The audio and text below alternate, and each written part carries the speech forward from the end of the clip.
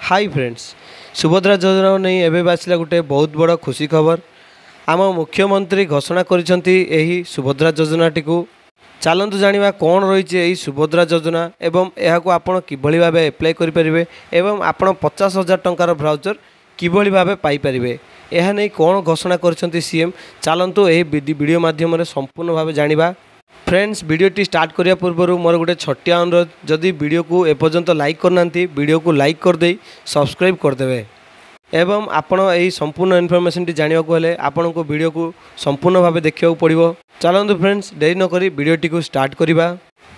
मुख्यमंत्री आम प्रथम कैबिनेट बैठक में 4टी प्रस्ताव उपरे मोहर बाजी।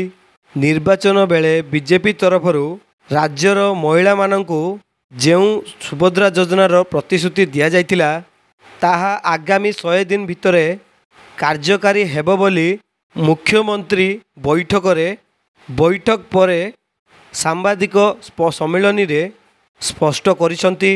जहाँकि मोहन चरण माझी आम मुख्यमंत्री यह जणाइछंती जे आगामी 100 दिन भितर सुभद्रा योजना लागू होगा जाउची। आउ मुख्यमंत्री एक कथा कहिसंती ए नहीं बैठक रे निष्पत्ति निया जाइछि जे आगामी 100 दिन भितर योग्य हिताधिकारी माननकु चिन्हट करी सेमानंकु 50,000 टंकार गिफ्ट ब्राउचर प्रदान कराजिबो एवं 100 दिन भितर योग्य हिताधिकारी ही बछा जाई सेमानंकु 50,000 टंकार गिफ्ट ब्राउचर दियाजिबो बोली मध्य अपडेट आसी सारिछि। सूचना यह कि बीजेपी तरफरु राज्यवासी को अनेक गुड़ाए प्रतिश्रुति दि जाइतिला। ताहा मध्यरु सुभद्रा योजना एक अन्यतम प्रतिश्रुति थिला।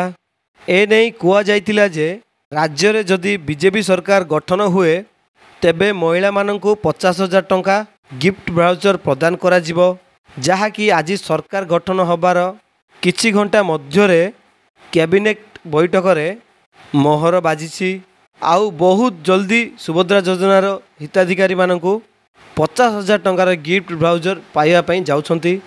यह थिला फ्रेंड्स गोटे छोटिया अपडेट। जदि वीडियोटी आपण मानक भल लगी दे वीडियो गोटे लाइक करदे एवं पाखे दिया सब्सक्राइब बटन को क्लिक करी बेल बटन को क्लिक करदे जहाँद्वारा कि आमर यही भाया लेटेस्ट अपडेट गुड़ाक सर्वप्रथम पाइपर। धन्यवाद। जेकोसी भी डाउट अच्छी कमेंट सेक्शन में पचारतु।